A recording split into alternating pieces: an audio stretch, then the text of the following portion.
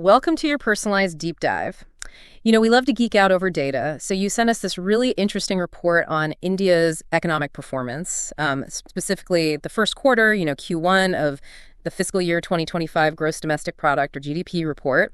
And on the surface, it looks like things might be slowing down a little bit. The GDP growth rate has dropped to 6.7%, which is a 5-quarter low. But I'm sure there's a lot more to this story, right? Oh, absolutely. Yeah. You can't just look at that one number and freak out. It's kind of like just checking the score of a cricket match, without knowing anything about how the game actually played out. So walk me through this. What am I missing here? Well, first of all, even with this, like you said, slowdown, India is still the fastest growing major economy globally. What's really interesting here is the 6.7% figure is actually being compared to a phenomenal performance last year. So we call a high base effect. So it's like, trying to break a world record, but the record keeps getting higher. So like last year's economic sprint is making this year's marathon look a little bit slow. I see. But the report also mentions things like adverse weather and the impact of the general elections. How did those things play into all of this? Those are two really important external factors, And it's important to remember that a significant portion of India's economy is still based on agriculture. And of course, unpredictable weather can really mess with output. And then you have these big events like the general elections, which always inject a bit of uncertainty into the mix. It causes businesses and consumers to sort of hit the pause button for a bit. Yeah, that makes a lot of sense. But okay, so beyond the headlines, the report also looks at all the different parts that make up the GDP, right? Right. You got to break it down to really understand what's going on. It's not just this big blob of numbers. Well, let's break it down then. There's this one part called a private final consumption expenditure. I'm guessing that's just a fancy way of saying like what we're all spending our money on, right? You got it. And this is actually where things get really interesting. Private consumption actually bounced back pretty strongly this quarter, ending up at a 7.4% growth rate. So what this tells us is that people are feeling confident enough to actually spend money, which is obviously a great sign for the economy. So maybe people are over those like election jitters and ready to go shopping again. That's good.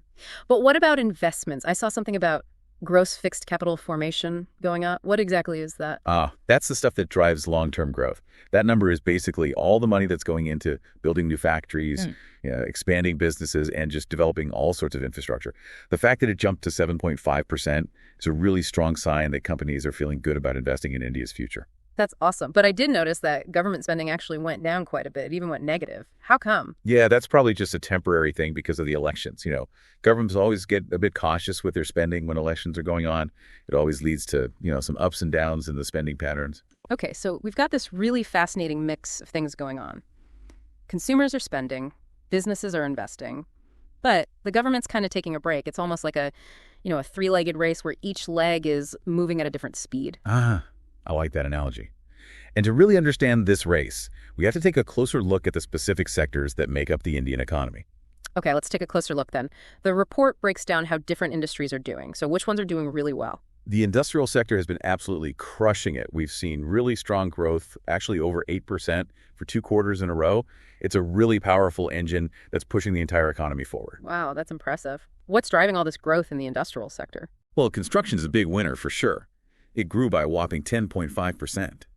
This tells us that there's a lot of investment going into infrastructure, which is, laying the foundation for more growth down the road. And of course, with energy demand going through the roof, the electricity, gas, and water supply sectors are also working overtime to keep up both. So those are also seeing some really strong double-digit growth.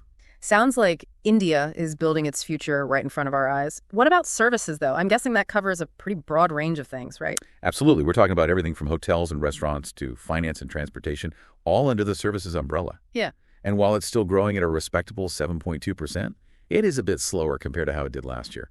But keep in mind that 10.7% growth from the first quarter of the last fiscal year, FY24 was a really tough act to follow. Right. So it's all relative. So overall, we're seeing a bit of a slowdown in the GDP growth. But when you look a little bit closer, there's a lot of really exciting stuff happening. Industries are booming, consumers are feeling confident, and businesses are ready to invest. I'm starting to feel a bit better about this whole thing. As you should. There are definitely challenges and uncertainties, but the fundamentals of the Indian economy are still very strong. It's a dynamic landscape, and understanding these nuances is really the key to making smart decisions. Well, you've definitely given us a lot to think about. We've gone through the GDP report, broken it down into its different parts, and looked at some of the key sectors driving all this growth. What's next on our agenda for this deep dive? Okay, so now that we've laid the groundwork, let's see what the experts are saying about India's economic outlook. What are the economists and analysts saying about these trends? Are they as cautiously optimistic as we're starting to feel? Welcome back. So we just spent some time, digging into the actual numbers from the GDP report. But now I think it's time to, see what the experts are saying about all of this. What they think about India's economic outlook. The report actually has some really interesting commentary from, some economists and analysts that I think you'll find really insightful. Yeah, let's hear what they have to say. Are they sort of cautiously optimistic like we are now? It seems like, most of them agree that, this slowdown in GDP growth isn't really a reason to panic. A lot of the experts are saying it's just, a natural result of that high base effect we talked about earlier. Because last year's performance was so strong, it makes this year's growth look a bit smaller by comparison. So they're not freaking out just yet. But what about those other factors we talked about, like, the elections and the weather? Are they concerned about those things? Oh, yeah, they did definitely acknowledge those things. But the overall feeling seems to be that those are just temporary blips. What's really interesting is that a lot of these economists are pointing to India's resilience, its ability to keep growing even when things are tough globally. They're highlighting things like, strong domestic demand, the surge in foreign investment, and the government's commitment to making some big structural reforms as reasons to be optimistic. So they're thinking long-term, not just focusing on the short-term ups and downs. That's good. Are there any, specific predictions for future GDP growth? What kind of numbers are they throwing around? Well, the Reserve Bank of India, for example, they're projecting a GDP growth rate of 7.2% for this fiscal year, 2024-25. And that seems to be pretty much in line with what a lot of independent analysts are saying, too. Their estimates range from 6.8% to 7.5%. That's still pretty impressive considering, how uncertain things are globally. What do they think could either help or hurt this growth? What factors are they looking at? Well, one of the big things that's working in India's favor is this thing called the demographic dividend. Basically, it means that India has a young and growing workforce, which is a huge advantage. They have this massive pool of talent and potential just waiting to be tapped into. That's a really good point. A young and energetic workforce can really drive growth. What else are they excited about? They're also pretty optimistic about the government's push for, infrastructure development and digitalization. They see those things as real game changers. They can significantly boost productivity and attract even more investment. So India is building up its physical and digital infrastructure to support future growth. Smart move. But it can't all be good news, right? What are some of the potential roadblocks that they're worried about? Well, of course, there are always challenges. Things like global economic uncertainties, like rising interest rates in developed countries and, potential disruptions to trade. Those things could definitely create some headwinds for India. And then on the domestic front, inflation is still a concern. It puts pressure on, household budgets and could end up impacting consumer spending. So it's like trying to walk a tightrope. They're trying to keep the momentum going internally while also navigating all these external uncertainties. Are they recommending any specific policy actions to deal with these challenges? Yeah, a lot of them are emphasizing the need for, continuing with these structural reforms, things like simplifying regulations, making it easier to do business and creating a more competitive environment. Those things are seen as really crucial for attracting foreign investment and, really unlocking India's full economic potential. So basically making it easier for businesses to come in and thrive. That makes sense. What about specific sectors? Are there any that they think will be the stars of the show going forward? Oh, yeah, definitely. There's a lot of buzz around things like technology, renewable energy, and healthcare. Those industries are expected to benefit from, both strong domestic demand and also these global trends. So they're really well positioned for some rapid expansion. It sounds like India is in a great spot to take advantage of this global shift towards a more digital and sustainable future. What about the more traditional sectors, though? Like manufacturing and infrastructure. Are those being left behind? No, not at all. The experts see both of those as crucial for creating jobs and supporting, overall economic growth. They think that India's manufacturing sector could actually become a global powerhouse, especially as, companies are looking to diversify their supply chains. They want to move away from China. That's fascinating. So it's not just about the, trendy tech stuff. India is also focusing on building a strong foundation in, the basics like manufacturing and infrastructure. It's a pretty smart approach. Yeah. So what's the overall takeaway message from all of these experts? I think the general feeling is one of cautious optimism. They recognize the challenges, but they really believe that India has what it takes to keep growing and become, a major player on the global economic stage.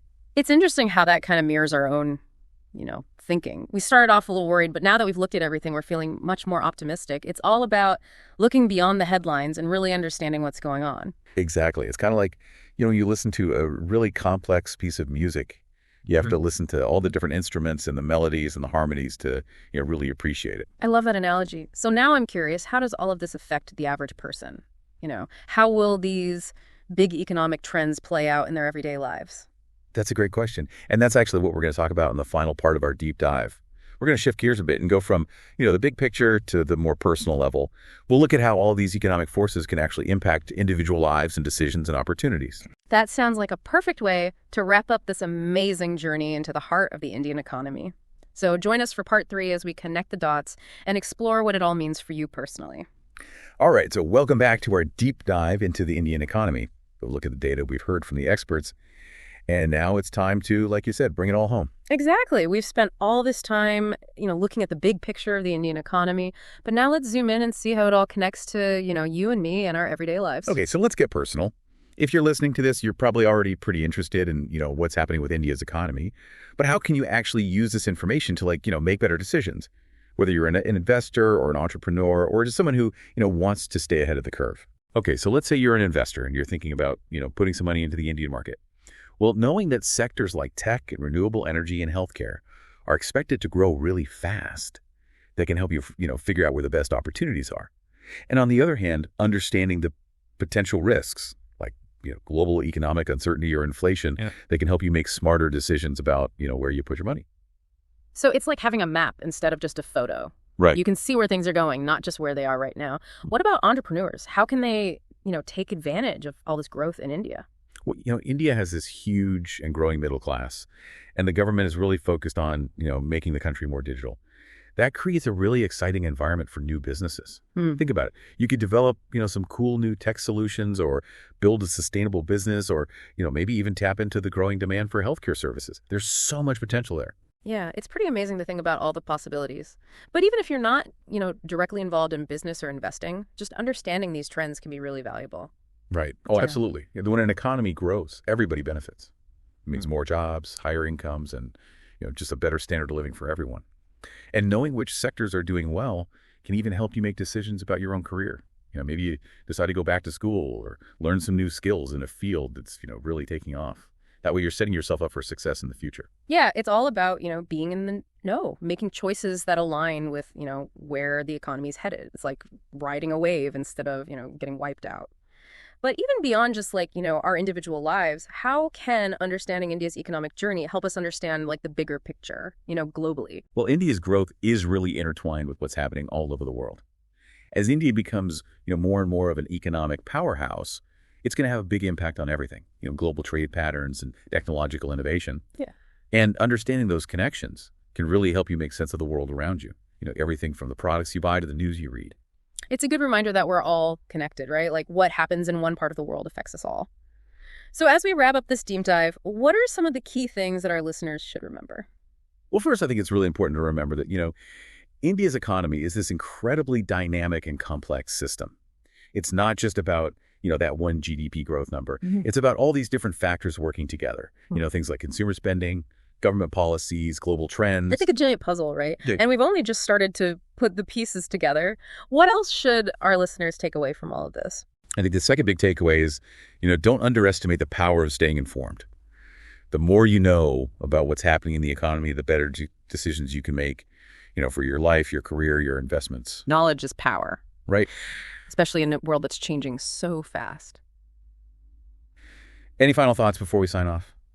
This deep dive has given us a really good overview of, what's going on in the Indian economy, but it's really just the beginning. I encourage everyone to keep learning, keep asking questions, and keep exploring this amazing story. It's a fascinating journey, and it's definitely worth the effort. Well said. Thanks for joining us on this deep dive. We'll catch you next time.